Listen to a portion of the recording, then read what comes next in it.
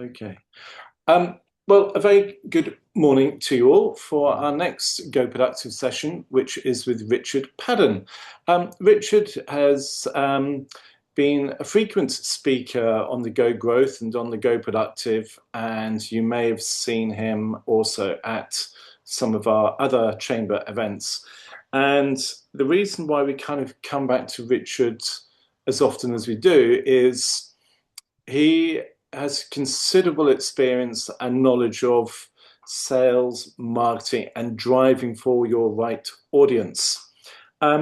This is, as I said, this is quite not complex, but does require possibly more thinking and more work from yourselves to really dig into who is your market, how are you going to do this.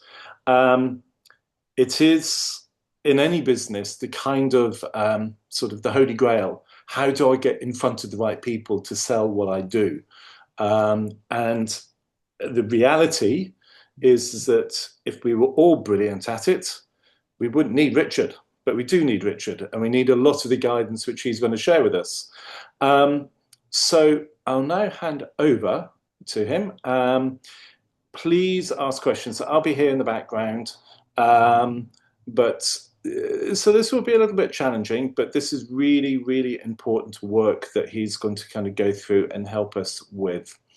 So I will shut up and hand this now over to Richard. Welcome. Thank you, Forbes. Much appreciated. Morning, everyone. Good to see another group here at the beginning of the year. Also, a very good time for this as well with regards to personal resolutions and business resolutions. It's a good point to kind of set out a plan. So Forbes did outline that very nicely in context of exactly what we're going to go into. And yeah, there's a reason why it's kind of data heavy or thought heavy, because fundamentally across the course of my career, and in terms of obviously small businesses, etc., not a lot of businesses go to this particular level of detail. So on that note, the reason for it being that is to show the process, to show exactly what best practice would look like in terms of sales productivity, particularly in that kind of micro small business environment. So generating more revenue in less time with the right people is pretty much achievable, but it requires dedication, resources, and a real discipline to get to that particular level. So let me start there. I'm going to move that up to the top. Oops, where have I gone?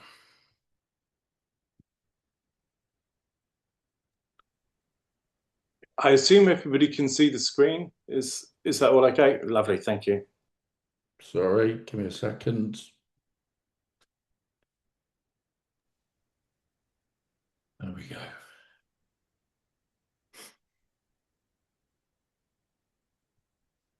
Sorry, I've just completely lost the thing. There's a bit of irony with the title, really, isn't there? Efficiency without accuracy. Yeah, dead right. Yeah, there we go. There we go.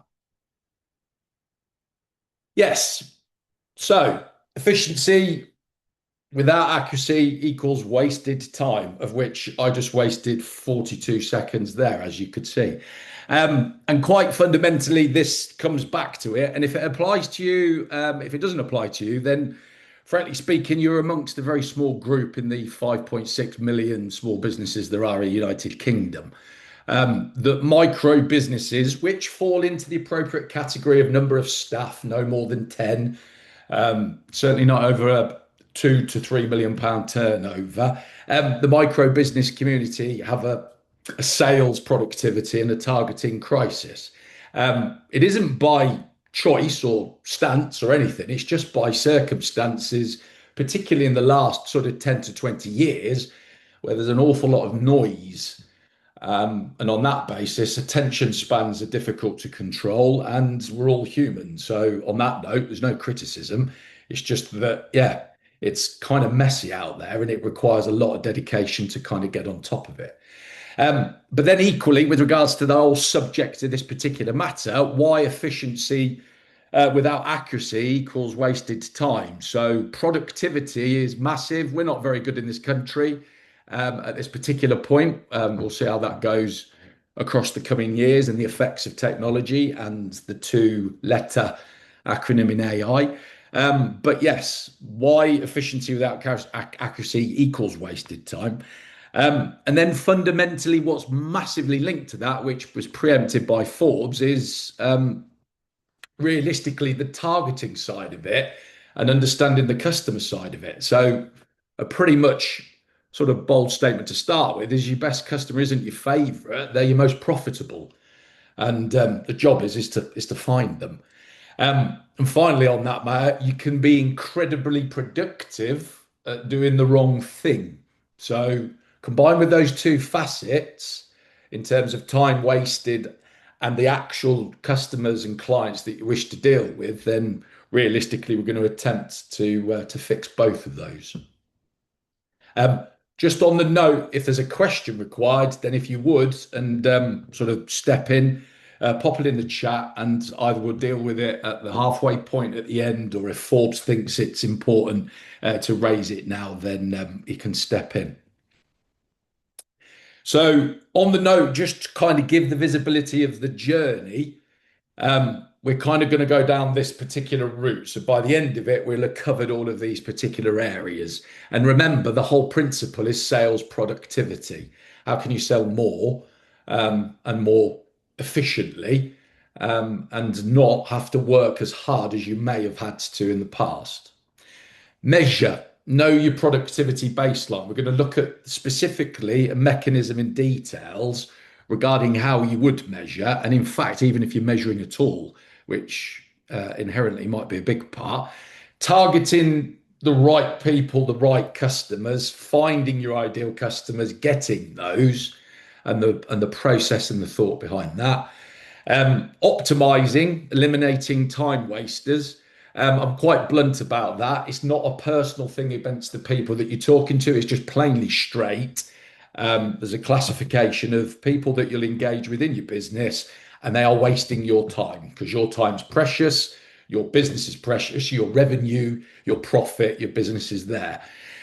Clearly moving into, well, then what are we going to do to help with that? Well, then the element of automating.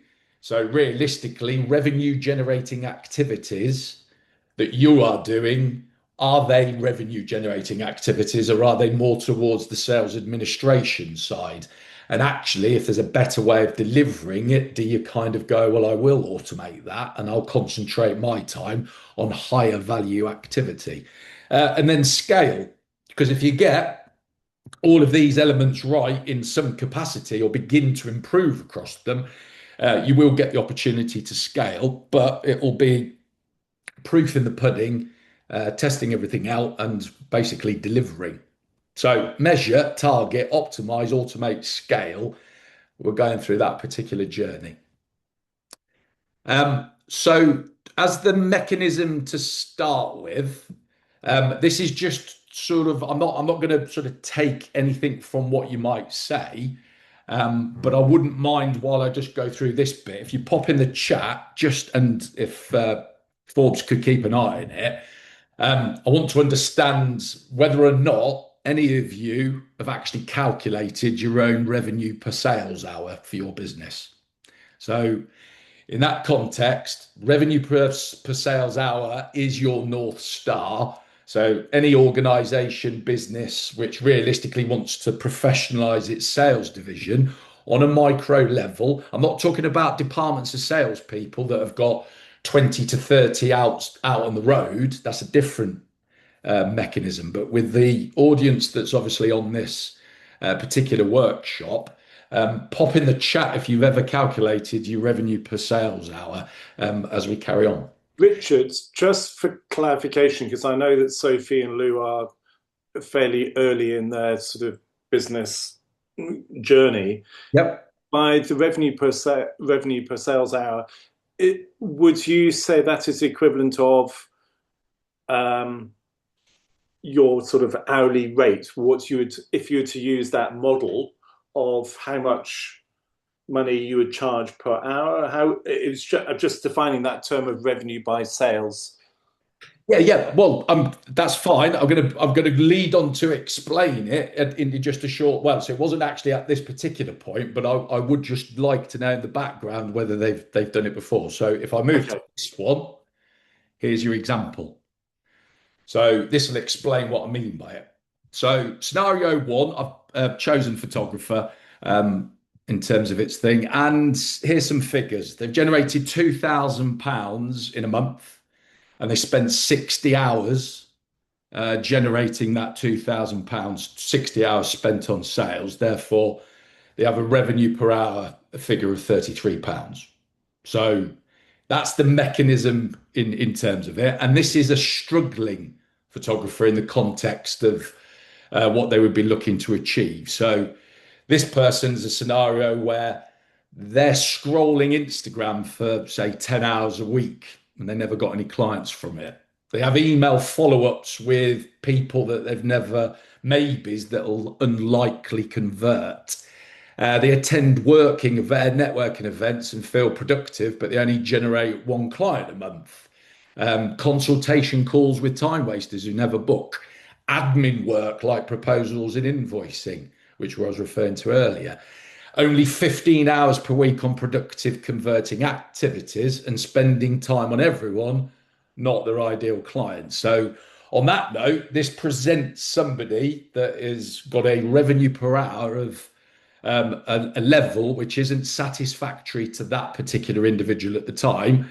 And the reason being, or an example reason being, is obviously what's stated there. So you can see the numbers and you can see exactly what would be required to get them up. So just as a follow on from that, a more optimized photographer who's generating £4,000 a month and their revenue per hour is 100, but they spent 40 hours. So on that basis, less time spent, more revenue generated, higher revenue per hour. So what was different? They identified ideal customer profiles. They only prospected on LinkedIn and referrals. There are various examples there as to what that individual did compared to the previous version of the photographer. So, in the context of the question which I said, I have an expectation of what the answer is, but ask yourself whether or not you calculate your revenue per hour in your business based on what you do. And on that note, that was the bit to put into the chat. And that gives you the understanding of what is meant by precisely that. So, to start with, and for you to sort of get going, it's realistically an opportunity for you to actually just take an understanding right now in front of yourselves and actually sort of say, well, what do I track? What metrics am I looking at? Um, in the detail of exactly whether or not you've done it before or if you've not done it before, could you come up with some particular calculation in your own head? Not in a detailed way, but the mechanism and the thought process for the rest of this is based on actually understanding what you're doing right now. So, on the note of that one, you can ask the questions just in terms of guiding you to do it, but for either writing it or typing it out, yes, I'd like you to just spend a few minutes on kind of saying, what do I do when it refers to generating a revenue per sales hour? So, any questions, jump in. But yeah, for the next few minutes, just visualize in your own head what that looks like. Make some guesstimations as to what it would be in terms of obviously what you do from activity and sales within your business. One thing I will say, just specifically, is don't correlate with marketing directly. So, in the sense of marketing and sales, just have a little bit of a construct in your mind as to whether that's a sales activity or whether that's a marketing. And I know some people will say, well, they're both the same, or the industry that I'm in is kind of very similar. That is fair. But just for this, just let's hone in on the sales part. And as I said, again, if there's any questions, jump in and we'll get it.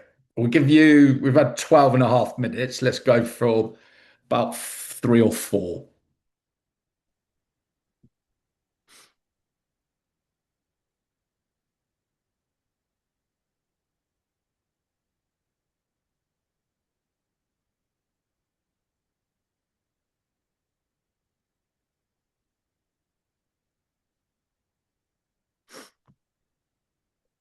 And I'd also just slight chip into Sophie and to Lewis is that, um, as I said, you're relatively early on your journey. Um, if you can't, if there isn't the opportunity to say what you're doing now, just think about what you think you would probably be able to do. And just thinking forward, I should be spending this amount of time as well. So that might be a little bit more forward thinking. That's a good idea though, Forbes, because that sets the plan straight out from the start, and then you can sanity check whether or not that's enough time. Realistically, okay, Yeah. maybe each week I probably can only do five, then that's absolutely fine. You put the five down and take it from there. Hmm. And that'll either be enough or it won't be. Yep.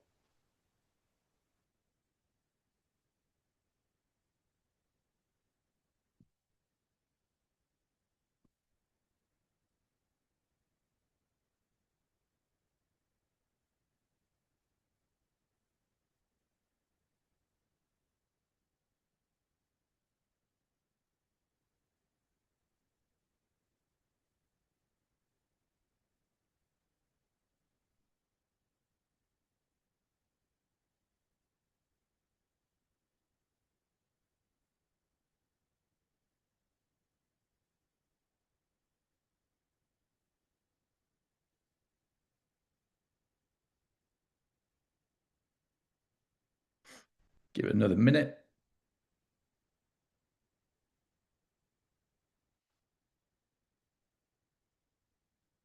And once you've kind of done this, then you're going to map back to that kind of analysis that you've done as your starting point. Or as for the two mentioned, that is your starting point.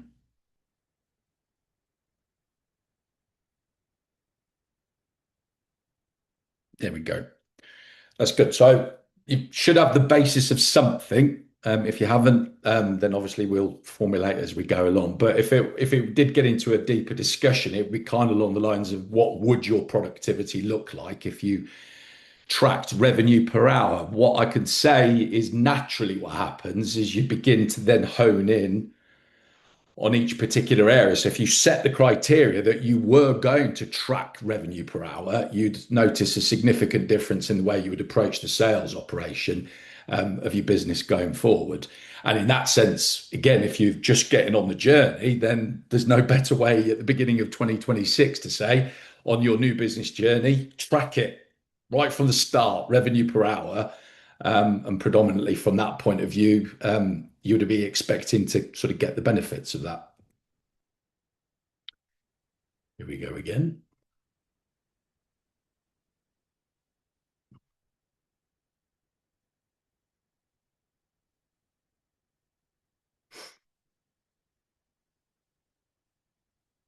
Sorry, I'm having a problem here with my thing. There it is.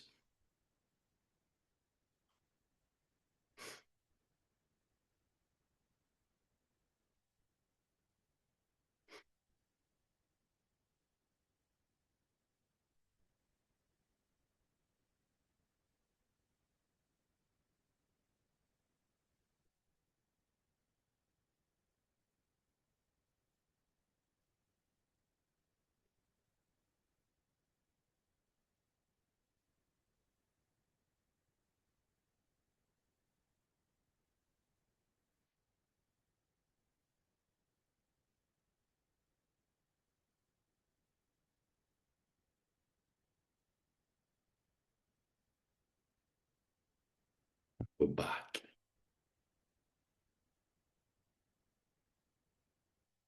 Yep, we did that. So carrying on from that particular piece, it was realistically, if you've not measured it and you've not looked at it, then you can't improve. So predominantly from that sense, if there's anybody in the room that has not measured previously before, then you can't improve. So the biggest sort of message on that one is to measure. Measuring in whatever form you choose to go down is a realm of subject to the sector in the business that you're in, types of customers, whether you're B2B, B2C, whatever else it goes around, you can't improve it if you're not measuring. Now, in terms of measuring, there's various ways of doing that. Technology, very literally, just obvious, keeping track of certain data within your sales organization, whether that's the number of leads, whatever else comes in. But if in terms of the fact of you're not measuring, the only way this works is if you start. But then there's measuring, and then there's moving into the fact of, okay, I've measured, I've worked out what my revenue per hour is, and I've identified that I've been wasting possibly time on this element, or I've been concentrating on some of the activities that wouldn't work. So take you back to the photography example, where you saw the sort of version where things weren't right. You actually then obviously had the optimized version of that, and that was kind of in the productivity side of it. But this is a twofold matter. So realistically, you could get to a point where you've mastered the productivity side of it and you've kind of got the measurement tools in and you're doing what you need to do with regards to being productive. But one of the worst things, and this has been the sort of resonating message for a few years now, particularly with the noise that's out there, particularly with the attention spans and everything else that goes with it, is that, well, what about the targeting? So in other words, you could have it all nicely processed out, but you're talking to the wrong people. You're talking to the wrong businesses, you're talking to the wrong clients. It's just not quite fitting. So in terms of that, it's a combination of the two, targeting as well as the productivity and the accuracy in terms of what you'd be doing. So with regards to an audience and it being the wrong audience, then you can kind of talk about sort of figures that would reference a conversion rate in sales of somewhere sort of 20 to 30% at best. Let's just say one in three. You've got your own companies, you've got your own businesses, you've put your own quotes, proposals, whichever you do, you'll have a conversion rate. Whether you're measuring it right now is a separate thing, but you will have a conversion rate. And 9 times out of 10, those lower conversion rates are simply down to the fact that actually you're talking to the wrong audience. So you flip that on its head and you kind of go, well, right audience. So in that capacity, you're looking for that higher conversion rate. You've got your productivity sorted. You should be realistically, as best you possibly can, pushing for 50 and above percentage in terms of conversion. Now, that's easy to say because there's lots of factors that go into it, such as financial constraints, whatever else the customer has got. And there's obviously a process to follow to get the answer from a client and make a buying decision. But everything else behind it, the system that you're producing, should lead to that. By the way, some companies, even on here, might be happy with 20 to 30% conversion rate, but I doubt in reality, from a scaling up point of view, that will realistically deliver the results that they really want to achieve. So, yes, striving for a higher conversion rate, key, but going back to the purpose, are you talking to the right audience? So, there's various ways in which marketing teams would work, and sort of profiling the exact type of customer, but you do realistically, regardless of what business you're in, you will have an ICP. You'll have an ideal customer profile. In fact, you may have more than one. You might have several.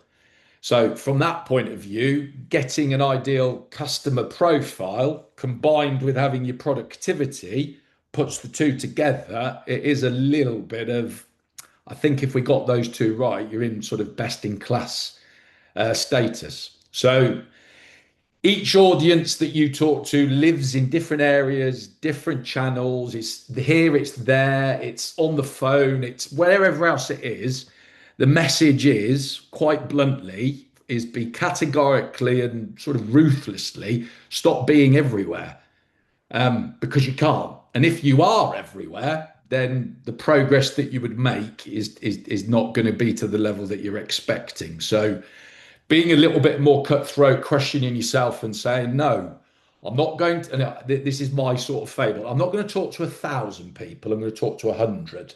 And those 100 I know wish to work or would be ideal or in that phase of an ideal customer profile for me.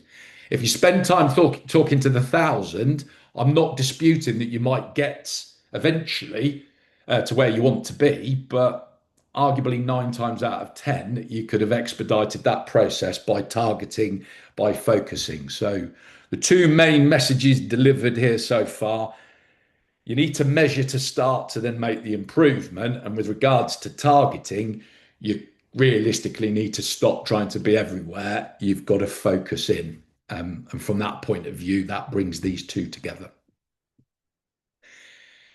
Some kind of examples that we can kind of look at for the people in the room that instantaneously just talk about numbers and kind of just levitate towards exactly that. So you can kind of sort of go along with the flow. And this is kind of using examples of say, for example, outreach on social media channels, etc., etc. So same effort, different targeting equals 10 times results. So yeah, example one, a nutrition coach, LinkedIn B2B is kind of their approach versus Instagram B2C. Well, you could say that then there's a 10 times difference in the inquiry quality by virtue of what you're doing and who you're speaking to. Example two, just be the case. If a designer is spending 10 hours a week on TikTok, in terms of its capacity, then that might very well be the wrong environment for them. LinkedIn might realistically be more appropriate. So there's very simple ways to make changes. It just needs you to stop, evaluate, think, where am I going with this? Where am I putting my effort, time, face, words, copy, everything? Consider that. So yeah, some simple maths in terms of just doing those comparisons. If you get down to the nitty gritty of 20 hours worth of unfocused prospecting against obviously speaking to the right audience. Those figures are me in a general assessment. You'll have your own numbers for your own organization, but it's just a proof that there is a sizable difference in terms of not making that effort to target accordingly. I'd imagine, apart from maybe a couple of people on the call, but generally, not enough people in small business actually spend the time and go and do the work required for this. Mainly because, and it's no degradation of anybody on the call, but most people sort of acquire this level of understanding that they know their business, they know all that they need to know about it, and they know their customer. And actually, to be fair, they've been perfectly fine over years and months working with a certain group of customers, and they kind of hone in on those, and they ideally are the ones that buy from them. However, numerous times when you kind of go down this sort of framework process, you end up learning things which you didn't expect. And many times you end up learning that there are actually some customer bases that you've not really tapped into or touched. And actually all of your business is not directed towards them. So I did say at the start, somebody might just have one and it's one only, but others might have more. And in that particular context, then yes, the ICP framework should be. And by the way, with regards to setting out one of these ICPs for yourself, realistically, is bringing other people into it. It's other people within your business, but it's also people that you would trust within your network. Confirmation bias within your own business is massive. If you believe something and there's nobody else around to tell you that you're wrong or that you might be going down the wrong direction, you'll just believe what you're going to do. So, and by the way, that's not a criticism or negative, that's just natural.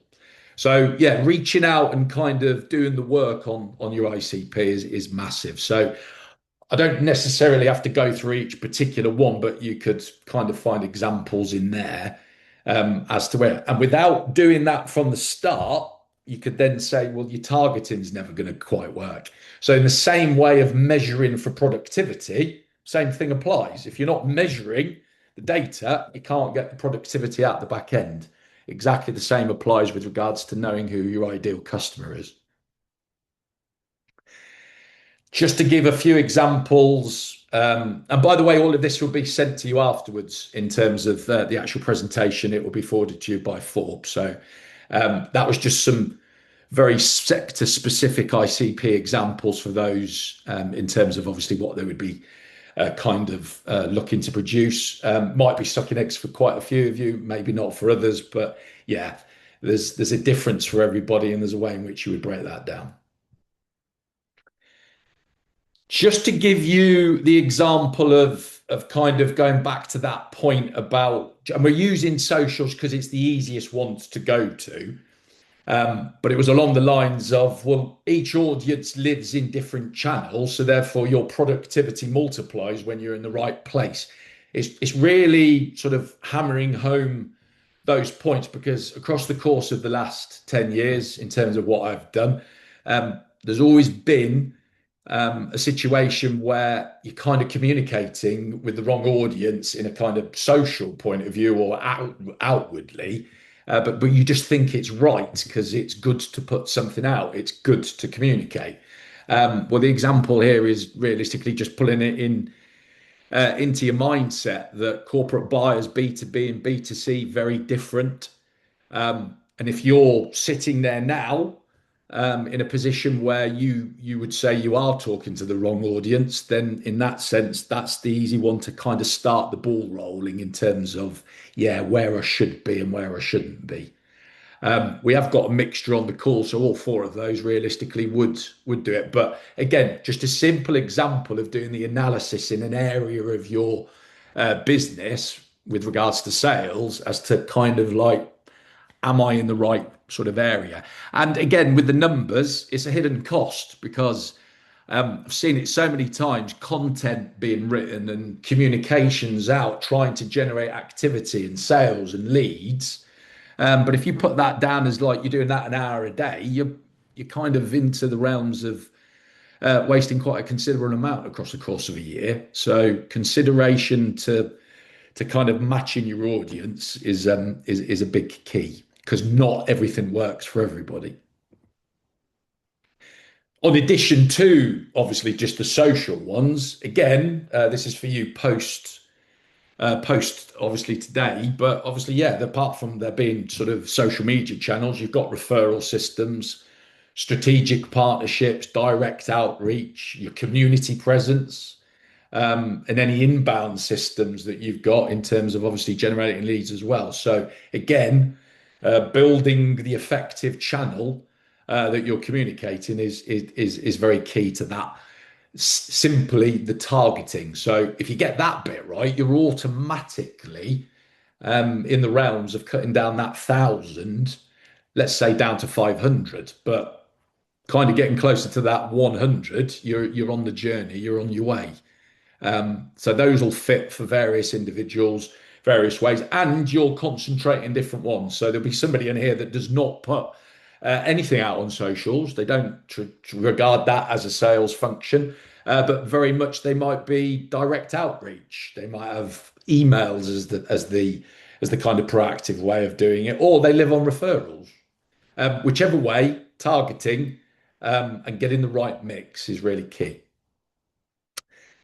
Um, I'd kind of sort of like to hear from anybody in the room, realistically, any of those kind of sort of a discussion about where they kind of think that who is their best customer. Not directly giving the name, but yeah, where are you? How would you describe your best customer? Where did they come from? Are you actually openly reaching more like them or completely different people?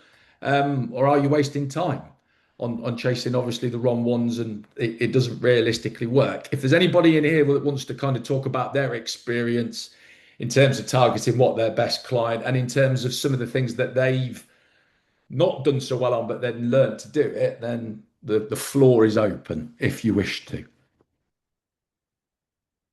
Or I may pick on somebody. Or you may pick on somebody. Would you mind, Robbie, if I come to you on this? Yeah, sure. It's quite not difficult. We've got a property management company we do work for. We're plumbers, and we do work for a property management company. But we've been working with him for 20 years, and we'd like more of the same customer. But property management companies expect us to be available 24/7, and we were not. We work during the week.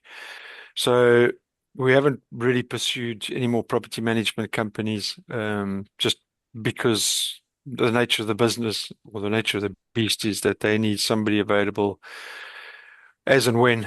Um, I would go for the customer that we would then target is um, households in more affluent areas. So it's not one particular customer. Those are consumer customers and not business customers. So we kind of limit where we send our messaging out to geographically. Um, and what we did as well is we priced our our hourly rate on what our direct competitors are charging. So not the bloke who's got one van staying at home who can, he's going to charge a lot less than we can charge because we've got offices and staff and vans and everything. And we found that once we realigned our pricing, we started getting more of the right customer because a lot of the customers we didn't really want were falling away. And the people who just wanted quality and good service were prepared to pay the price that we're charging. So, So you literally the pricing was the mechanism to basically create the targeting. So your targeting actually took care of itself to a degree by the way in which you set your pricing levels for the sort of consumer market. Is that what you're yeah, saying? yeah, pretty much. But realistically, if I could ask the question, because you've mentioned two channels there. So you've mentioned the B2B version, which was via the sort of the property agent version. And then you've gone the consumer. So realistically, in terms of that, and I understand the 24/7 coverage, but I'll just ask you because you said it, if you had to choose between the two, if it was ideal, would you prefer to be kind of along the lines of the B2B and through the sort of directly through the agents to get your business? Or do you actually think your best customer is the public and you're best to go and get them that way? Where are you on the scale of those two? Because you just mentioned two. I think B2B would be really good for us if they didn't want us 24/7. 24/7. But we've also B2B, we would consider builders. So builders are good in the sense that they can keep our plumbers busy for weeks or months at a time. The the issue is the margins are a lot lower because you can't charge the same as you would a consumer one-off. So you're keeping the guys busy, but you're not making as much money. Yeah. Our advantage is we've been around for 20 years and everything we've done is to build a reputation of being honest and good at what we do. So we're in the fortunate position where we don't have to go and look for customers as aggressively as somebody starting out. Yeah. A lot of our business comes from word of mouth and referrals. We are on social media platforms. We have got a website and we do networking. But generally our work comes from word of mouth. And we're Fair enough. fortunate. But we've worked hard to get to that point. Doesn't just happen. Of course you have. Agreed. But what you've just done is exemplify it beautifully for everybody else that there are various ways to do it. There's various routes. You've got a route to the buying customer via another, which is a third party agent. And you've kind of gone, that's actually probably the best customer to have under certain specific details. So you're kind of exemplifying it for everybody else about the facts of the journey that you've been on. And there is a best.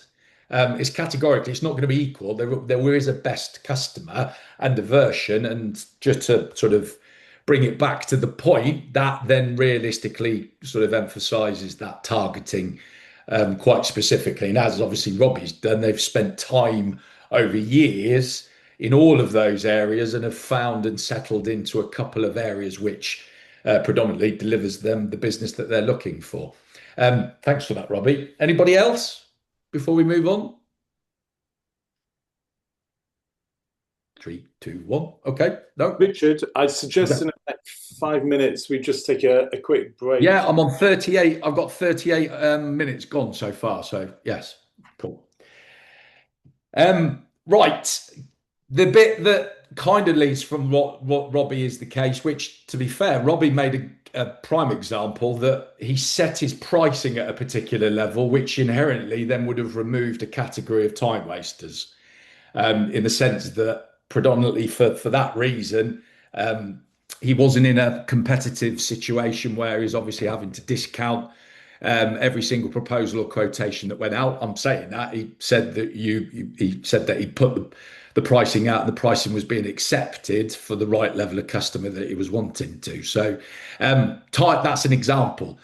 But as far as time wasting goes, with regards to obviously on the realms of your sort of having your ideal customer profile at the forefront of your mind, I've always lived by Pareto's law. So if you haven't come across that one, it applies across all facets of life and business. The 80/20 rule. So on that note, 20% of activities generate 80% of your results. And that gets worse if you're chasing unqualified leads. You're having poor qualifying questions that realistically end up confirming that they're not a fit. Endless email back and forth instead of quick confirmation. Potentially no follow-up system, so you've forgotten inquiries from low fit leads, and low ROI activities on autopilot. You're reaching the wrong people consistently. So there's a whole mix of what goes on, but if you take 20% of your activities generates 80% of the results and kind of think that through for your business, it does really make a big difference in terms of how you approach a working day, a working week, and actually a working hour, if you go that far in terms of questioning yourself as to obviously what's going on inside the day that you're working with. So pretty much the realms of some of the mechanisms that come from this is that you have the permission to say no to wrong fit customers. And the optional sort of benefit of that is that you could reclaim up to 10 hours plus per month. Again, the number will be different for you, but we know that number can change. You can say no. You can move on, you can do it politely, and realistically see the difference that makes in terms of obviously your business and the time. And you can really most judge it by the kind of quality of the conversations that you're having and the speed in which you get to a yes or no answer. This was just in terms of before the break, which kind of along the lines of doing that, which is what you can do for the next 4 to 5 minutes leading into the break, is just realistically take the next set of notes down from what you originally did and kind of just sort of approach the time waster element of it.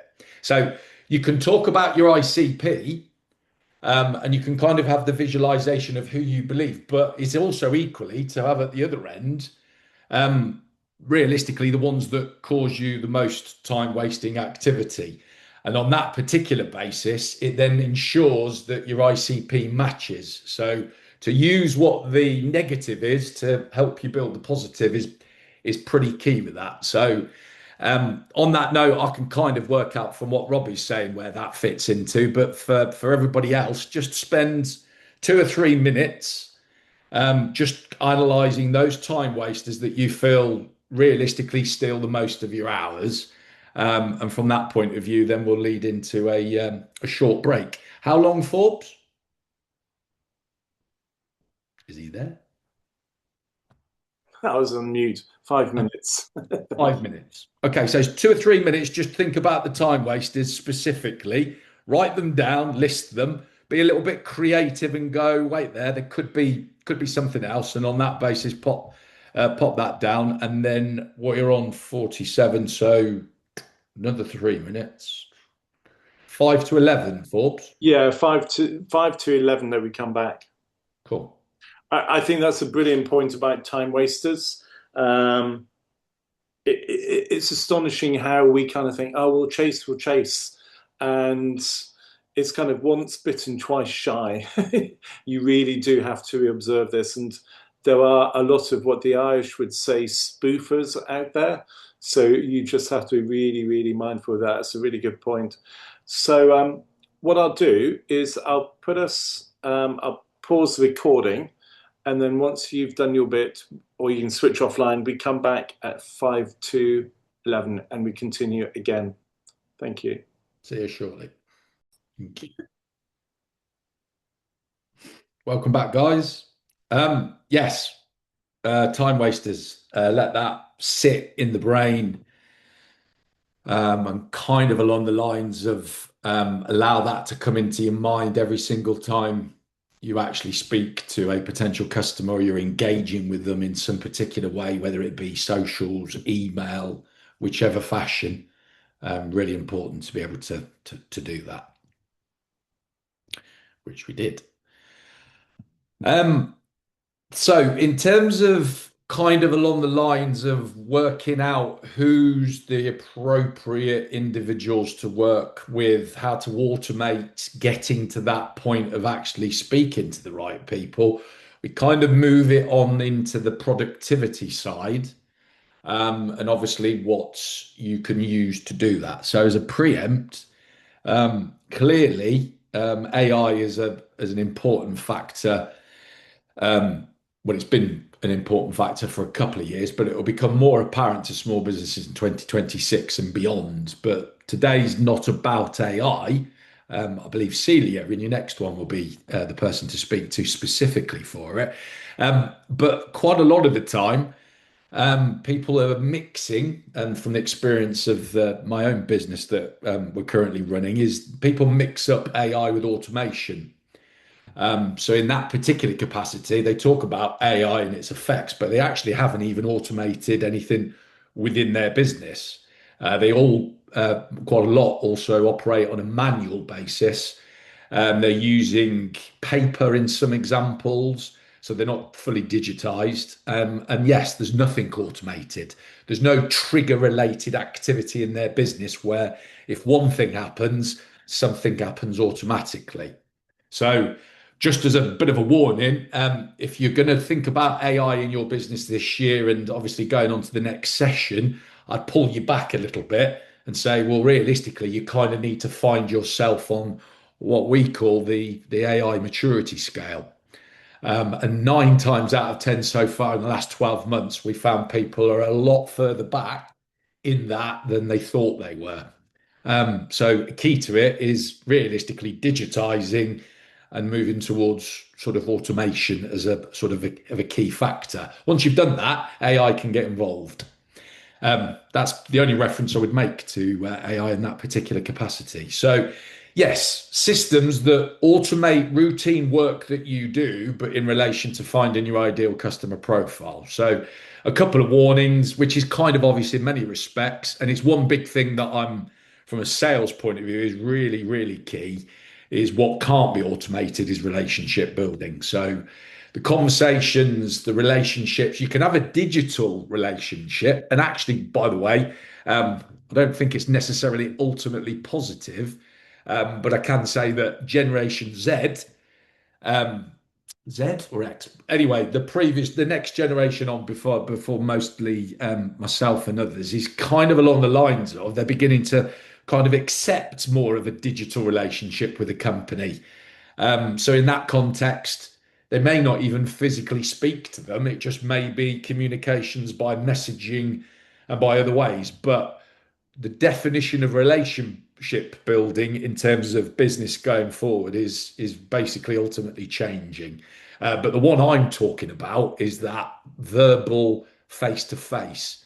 I'm either an old romantic that can't let go, but I don't want to let that go. But in some circumstances, subject to my customer base, I might have to choose not to have the type of relationships that I would use. So you need to consider that yourselves for your businesses. And in many respects, for some of you, it may actually be that that's the only way anyway. So you're always going to find a personal relationship to obviously get that done. Consultations. They can't be automated. You can't realistically get down into the nitty gritty from an automated point of view, and quite clearly decisions. So we're not talking about getting to that particular level. That needs the right people at the right time, making the right decisions. But then flip it over and go, well, what should be automated? I actually have emphasized should in a polite way, of course. What I would say is that realistically, you should really begin to challenge your own thinking if in fact you're running the business or going to run the business where realistically some of these elements and these items are being done manually. Because in that particular capacity, the realm of the capability that's out there is significant in terms of the fact of the tools that you can use and some of the platforms that you can use to kind of take control of this. I'd say that the reason for mentioning that, and realistically, what we will do throughout the rest of this particular half an hour is related not specifically to any one particular tool, but it's more along the lines of broadly what the market has and what is coming online frequently this year, which basically would allow you to begin to automate a lot of your processes as a business as a whole, but equally with regards to generating more revenue for the sales department, which is obviously the focus. Just in terms of that one, am I asking you to spend money? No, I'm not asking you to do anything. Your choice is your choice, but you can expect that there's going to be some realistic costs for doing that, which in some respects are going to cost a minimum of up to £50 a month. That could be more, it could be less. It depends on what you do. But if sort of mentioning a figure of £50 a month as initial starting point for you to basically begin to build out tools to help improve your sales, which then gets you back to a higher revenue per hour, I've got no problem in asking you sensibly to spend that budget.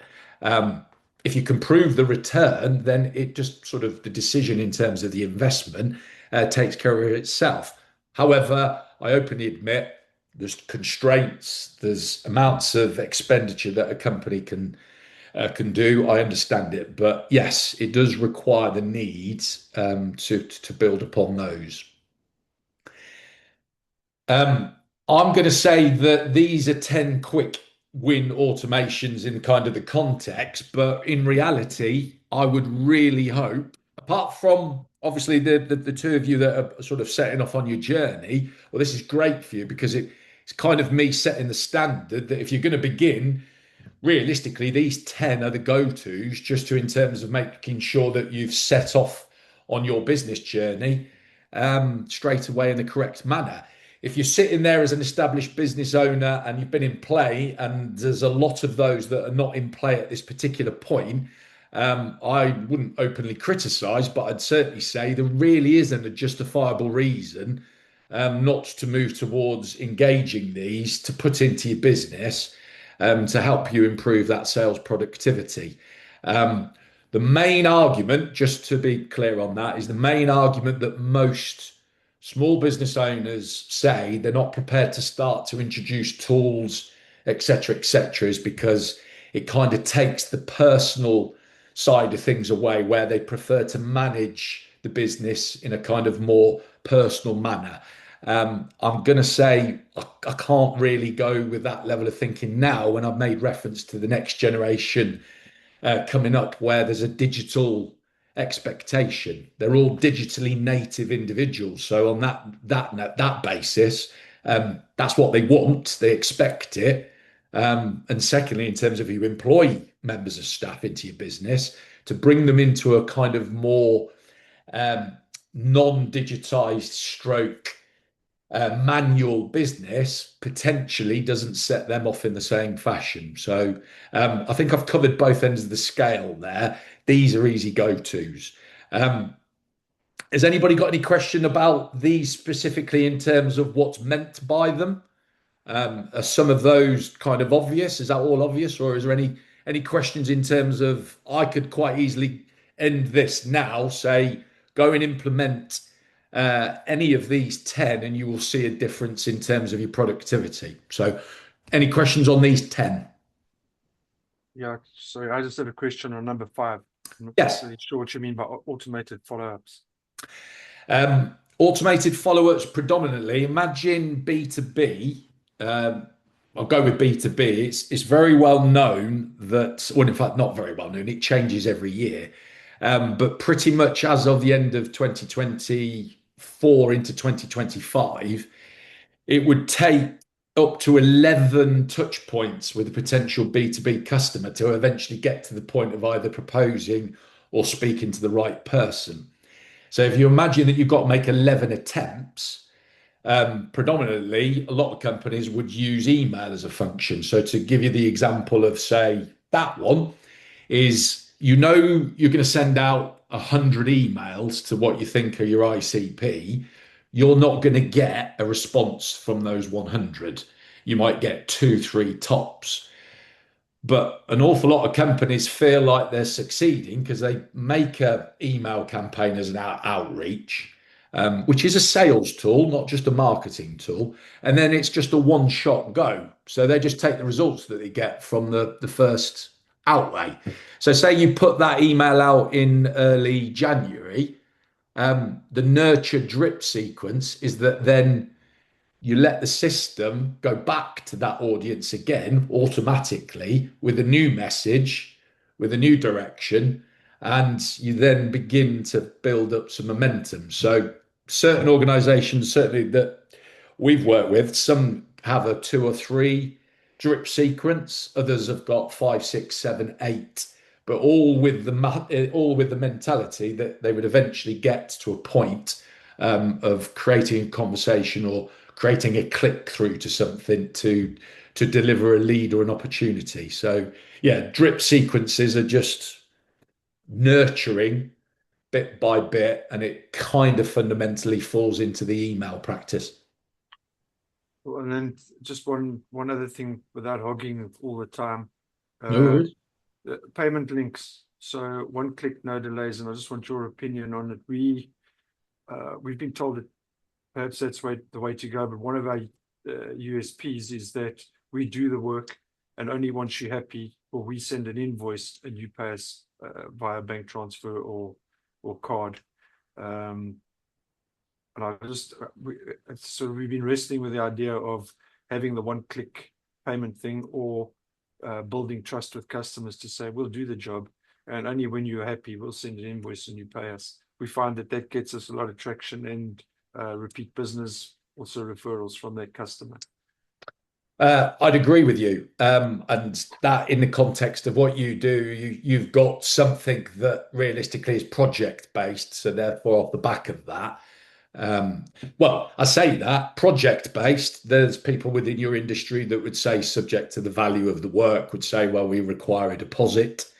And then there's a kind of a function to take them through a payment scheme. But clearly, in terms of obviously B2C or in other industries, that one click, no delays bit basically gives them a better opportunity to convert rather than a more kind of invoice based system and kind of elongating the process. So I can see why you wouldn't. I could also see why you might want to. So you've got to play the balance of the two.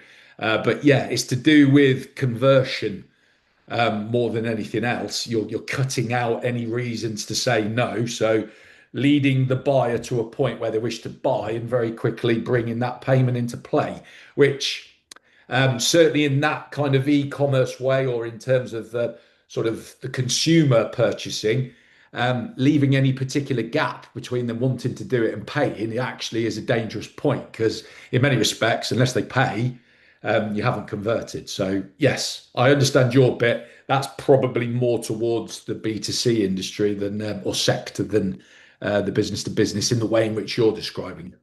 But we're also B2C because we would go and change, I don't know, a flush valve on a toilet or a kitchen tap. So there's jobs that only take an hour, and we still take the same approach. But Yes, but then I'm talking about the difference between a product. So there's no consideration. They've made a buy decision to buy a product. yeah. That deals with that. Yours is still a project. They've got to complete something for it to have the tick. So that's why I'm saying the balance between the two. On the note of those, there's 10, there's more, there's lots. but it is in the context that you realistically begin to engage in the fact of mapping out your workflow as a sales department. So realistically, kind of going, well, what do we do now? And then realistically outreaching to kind of go, well, how can we fill these gaps? How can we automate? What can we do? And on the note, as an offer, obviously we do that day in, day out, and particularly also on AI tools, is realistically happy to discuss that post this workshop on the basis of getting you the kind of tools that would work for your business. It's rapidly changing. It's the same for anything. Software applications and tools have moved on from generic. So if anybody remembers Salesforce as a CRM, maybe you do or don't, they were the leaders years ago, and Salesforce did everything for every company in every form. We're now into the realms of CRMs and softwares being dedicated directly to specific industries. So if Robbie's Pinnacle Plumbing, there's marketeers out there, there's systems and softwares that just suit the plumbing industry.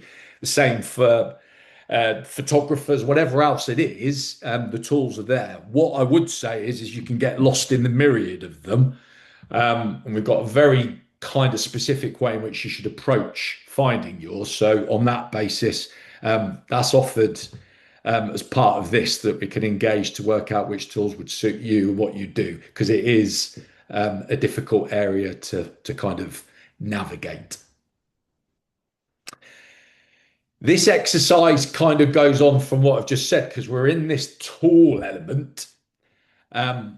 This one's not necessarily you choose one by going online and selecting it. I'd actually say that could be part of it, but equally, it could also be that you write down a tool that you would want, which would then realistically look at saving you time per week. So this is a twofold thing. It depends where you are on the scale. If you've realistically got systems set up and are working, then realistically you could use the next 10 minutes, just 5 minutes, just to go and have a look on either an LLM of your choice, whether that's ChatGPT, Perplexity, Claude. You could use AI to find it, or Google's Gemini, doesn't matter. You could go and search tools for a specific thing. So you could put your problem in and you could ask what tools are available quite specifically for your industry for the problem that you're trying to solve. So we did refer back to these. You might have an issue where realistically you've got email templates that you need to create, but it takes you hours to create them. Well, there's a question to go and outreach. What could I get that would help me very quickly produce professional email templates so that I don't have to sit there developing them myself? Whatever that is in terms of your sales process, just spend 5 minutes and just put down three that solve some of the problems in your sales process. And when I say problems, automates, because the problem is spending too much time. So what tools could you find to automate one part? By the way, there's a chance where you will actually not want to do it. You'll dislike the idea of doing it because of the control it gives away, but push yourself to actually say, well, if I really have to do this and I am going to bring in this tool, then what would it be? So go with an open mind. Don't just sort of cut off any particular opportunity. Go and do a tool assessment. And when you're finished in 5 minutes, either you're going to volunteer or Forbes is going to choose somebody to basically give us an example of what you've come up with. If you need any assistance in that particular fashion, then just ask the question or put something in the chat. But yeah, go ahead and find 3 tools or up to 3 tools that you could find to implement into your business that would automate one of your sales processes. And we're on 11:14, so let's say, yeah, 20 past.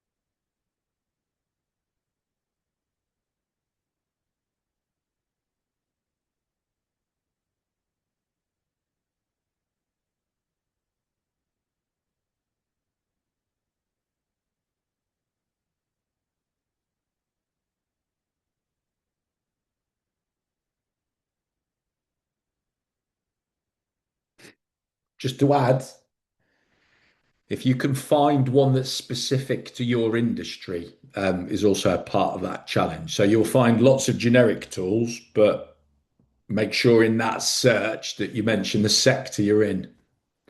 And having done this a few times, it's been quite an eye opener for a number of people because they didn't realistically realise that it was set towards their particular industry, or there were tools specifically for their industry.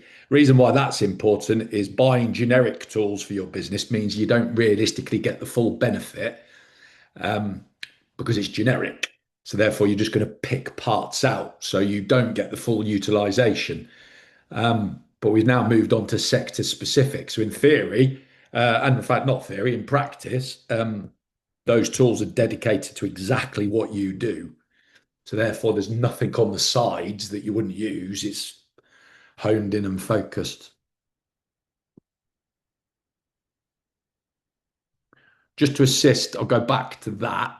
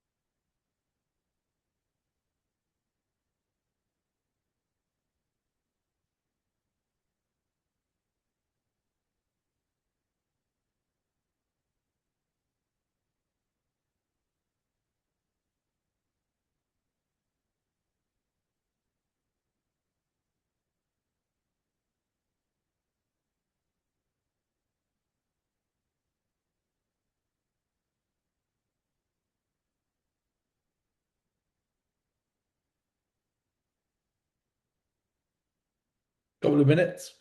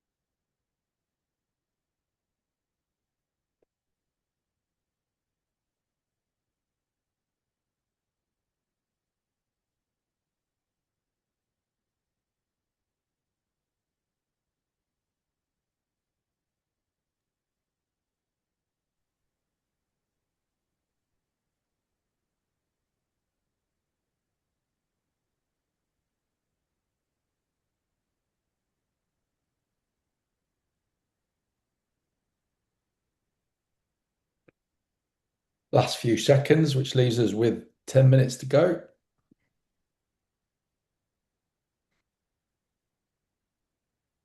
Good. Right. Who's going to be brave? Well, and then and very specifically, so if you wouldn't mind, come online, mention your particular industry that you're in, and yeah, make reference to where you got, and out of the three tools, just which one you'd wish to refer to. So yes, somebody step forward. Other than Robbie. Well, it can be Robbie. Or Robbie. Luke. Hi, I'm Guru here. Yes. Sorry. On the camera in case. Yeah, actually, of course, we are, our core is finance solutions and everything.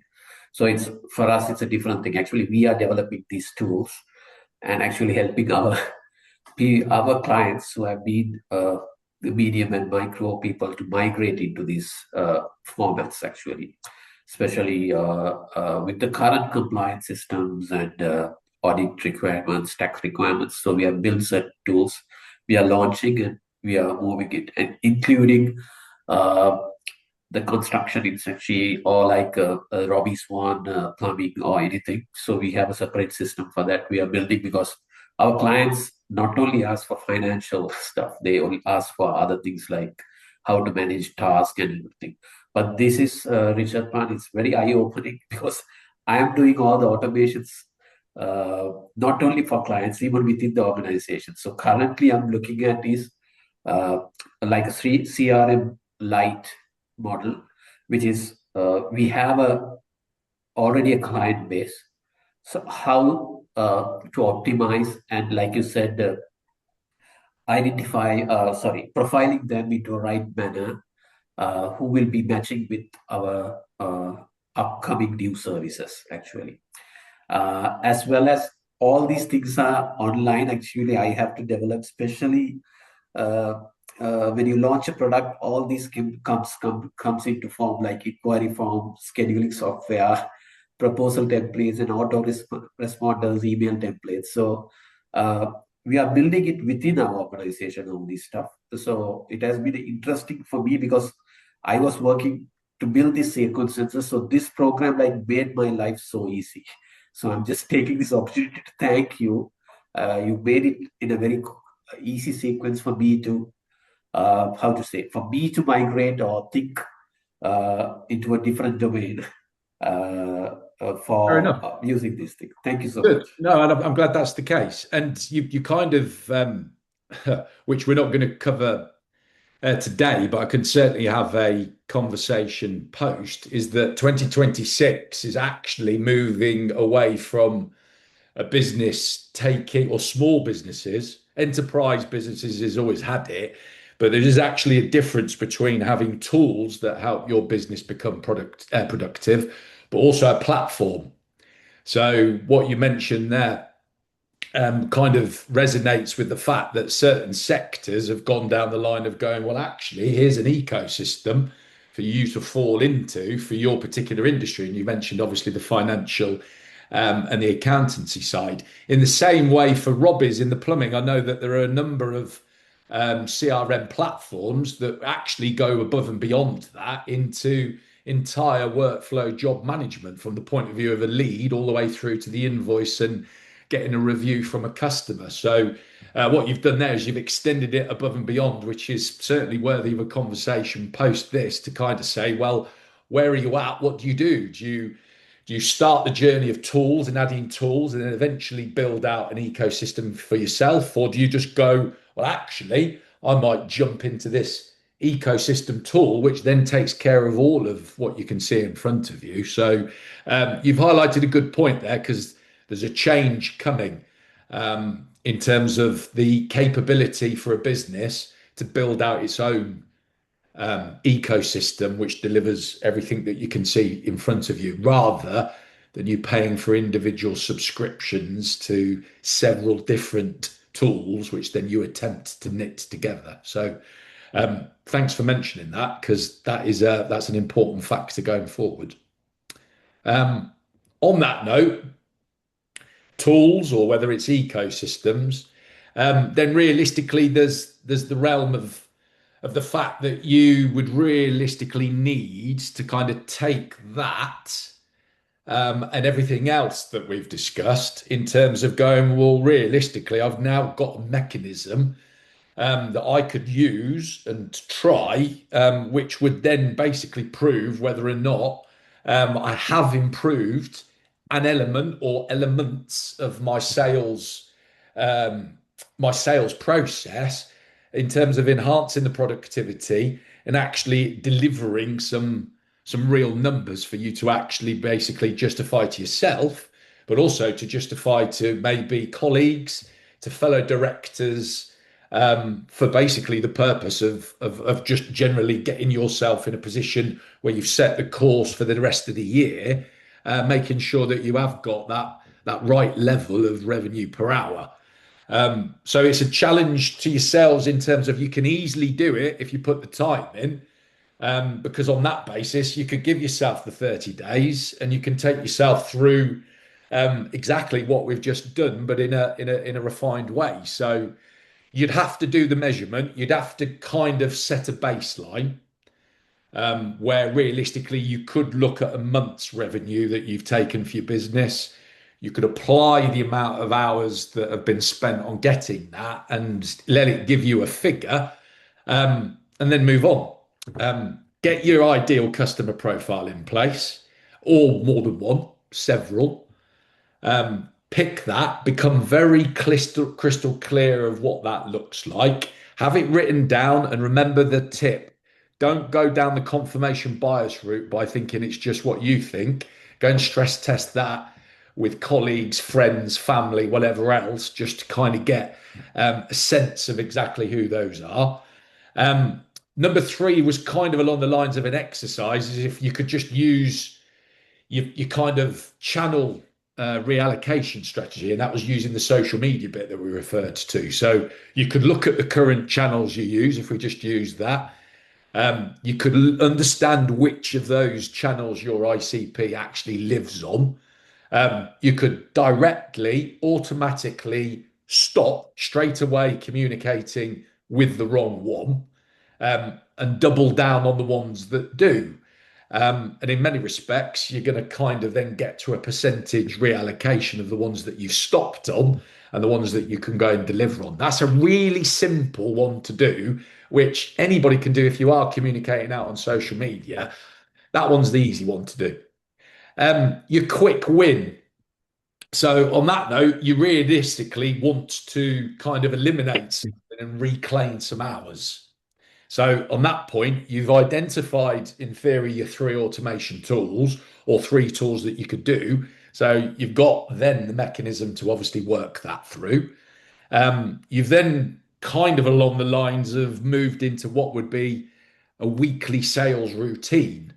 So on the note of that one, having a routine and delivering on that routine is realistically where I say the magic happens. It's basically the discipline to do it. So if in that respect you get to an end of a month and you kind of go, I haven't really applied myself across this month, week by week, to make sure I'm working to it, your results aren't going to present it. So just be sort of honest with yourself, and your business in terms of where you've got to on that one. And then you could kind of get into the realms of a target. So sales is targets. It's numbers. It needs that kind of thought process for it to really work. So begin with the end in mind. If you're just going to shoot from the hip and go, well, we'll see what we get this month, frankly speaking, you'll never get to scaling because you've got no mechanism. There's nothing there. So in that sense, give yourself a target. See if the numbers change in terms of positively up.